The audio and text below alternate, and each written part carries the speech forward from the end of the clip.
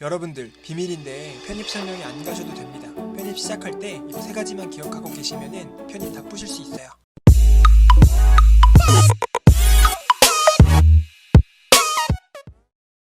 안녕하십니까, 범스타입니다. 우선은 여러분들이 편입이라는 길을 선택하기까지 오랜 시간이 걸렸을 거라고 생각을 해요. 그래서 지금 영상을 보고 있는 거겠죠? 이번 영상에서는 여러분들이 편입을 한다고 그렇게 전제 조건을 깔고요. 그래서 여러분들이 정해야 되는 세 가지가 있어요. 그 세 가지를 제가 말씀드릴 테니까 여러분들에 맞게 정하시면 좋을 것 같습니다. 우선은 편입이라는 제도는 4년제 대학교에 3학년으로 들어가는 제도잖아요. 그렇기 때문에 고등학교를 졸업하신 분들이 난 대학교 편입을 지금 당장 할 거야 라고 하면서 지금 3학년으로 올라갈 거야 라고 하는 건 말이 안 돼요. 무슨 뜻이냐면은 편입에도 지원 자격이라는 게 존재한다는 것입니다. 이 지원 자격 파트에서 여러분들이 항상 들어봤던 멘트가 나오는 거예요. 일반 편입과 학사 편입, 여기서 나오는 겁니다. 일단 일반 편입에 대해서 간단하게 말씀드리면 4년제 대학교에 2학년까지 수료를 하거나 아니면 전문대학교를 졸업 예정을 앞둔 친구들이 이제 타 대학교 4년제 3학년으로 편입을 지원하는 것을 말하는 거죠. 추가적으로 학점은행제로 진행을 하시면은 80학점을 취득하면은 전문학사가 나오고요. 그 전문학사는 전문대 졸업장인 거예요. 그래서 일반 편입이 지원 가능한 것이죠. 온라인 강의 2학기랑 자격증 2개라는 플랜으로 8개월 만에 진행이 가능하세요. 일반 편입에서 가장 많은 케이스가 뭔지 아시나요? 보통 4년제 대학교 2학년까지 마치는 학생들이 일반 편입을 지원하는 경우가 가장 많다고 합니다. 그러니까 내가 인서울 중위권 4년제 2학년인데 난 이제 3학년부터는 좀 더 높은 상위권 대학교에서 수업을 듣고 싶어. 편입 준비를 한번 해봐가지고 도전을 해봐야지. 약간 이런 마인드인 거죠. 그렇기 때문에 일반 편입은 좀 빡세다고 할 수 있어요. 그 친구들이랑 경쟁하려면은 좀 어렵습니다. 그리고 그 다음이죠. 학사 편입인데 학사 편입은 보통 4년제 대학교를 졸업한 친구들이나 아니면 학점은행제를 통해서 140학점을 취득하고요. 그 140학점 취득하시면은 학사학위 나오고요. 그 학사학위로 학사 편입을 하는 건데요. 학사 편입에서 가장 많은 케이스는 학점은행제를 통한 학사 편입이 가장 많습니다.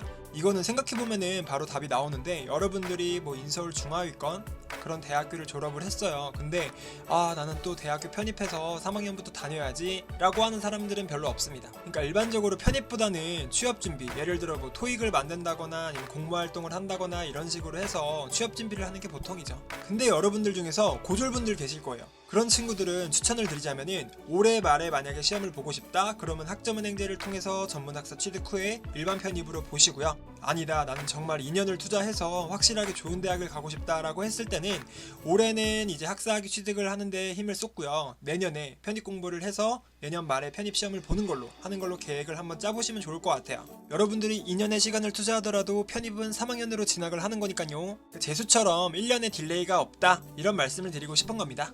근데 만약에 대학교를 다닌 분들, 이런 분들 같은 경우는 지금 기말고사도 끝났고 19년도 2학기가 끝났을 거란 말이에요. 이런 분들은 한번 곰곰이 생각을 해봐요. 내가 대학교를 계속 다닐지 아니면은 정말 과감하게 그 대학교의 학점을 끌고 와서 학점은행제로 편입을 할 것인지 과감해져야 됩니다. 첫 번째로 일반이냐 학사냐 이거 정했으면은 이제 두 번째 정해야 될 게 있습니다. 바로 여러분들의 목표 대학.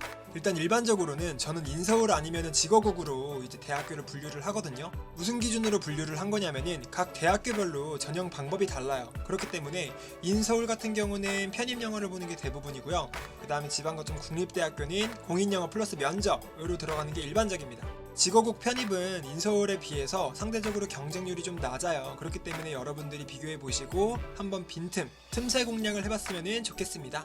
물론 또 인서울에도 공인영어 반영하는 대학교 있지 않나요? 라고 물어보는 분들도 있는데 방금 들었어요 제가.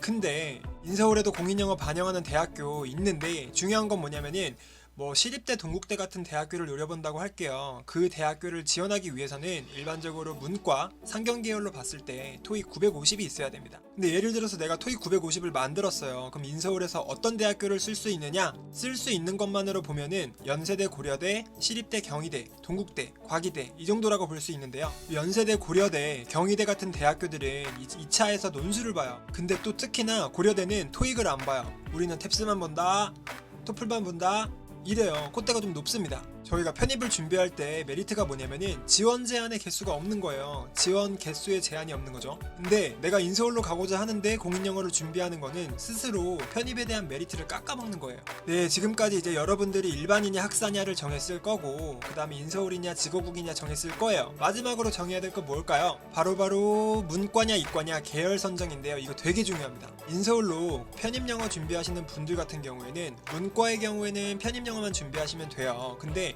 이과 공대 계열은 이제 편입영어 플러스 편입 수학까지 공부를 하셔야 됩니다. 여기서 또 특징이 있어요. 그러니까 편입뿐만 아니라 수능에서도 그랬듯이 문과는 되게 모집 인원에 비해서 지원 인원이 되게 많은 편이에요. 그래서 대학 가기가 어렵다. 결국에 수학을 기피하고 과학을 기피하는 현상 때문에 그런데요. 아직까지 그게 좀 남아있는 것 같아요. 또 문과 편입이 어려운 이유가 뭐냐면은 해외에서 유학하는 그런 학생들이 있어요. 그런 학생들이 이제 국내로 들어와서 국내 대학교 좀 한번 다녀봐야겠다 라고 하면서 시험을 보는 거예요.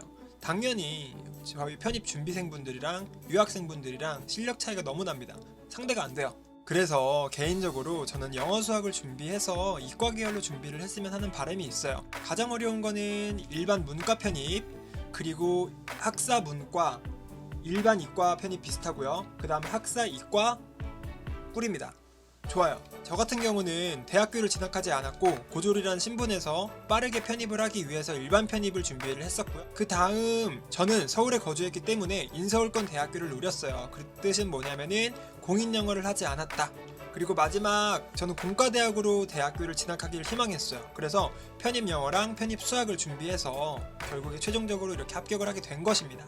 그러니까 여러분들도 저처럼 이렇게 체계적으로 계획을 수립하신 다음에요. 그 다음에 이제 딱 펜을 잡았을 때 공부가 잘 될 거예요. 그런 부분에 있어서 만약에 조금 잘 모르겠다, 난 좀 잘 모르겠어 라고 하시는 분들은 하단 댓글 남겨주세요. 제가 어느 정도 답변은 해드리면서 좀 도움을 드려볼게요. 편입을 시작할 때 정해야 되는 3가지 가장 중요한 것들에 대해서 말씀을 드려봤고요. 요즘 날씨가 너무 추운데 감기 조심하셨으면 좋겠고, 해당 영상을 통해서 정말 편입 설명이 안 가도 되겠다, 역시 범스타가 짱이구나 라는 생각이 들었으면 좋아요와 구독 한 번씩 부탁드리겠습니다. 지금까지 범스타였고요. 앞으로도 좋은 영상으로 계속 찾아뵙는 범스타가 되겠습니다. 감사합니다.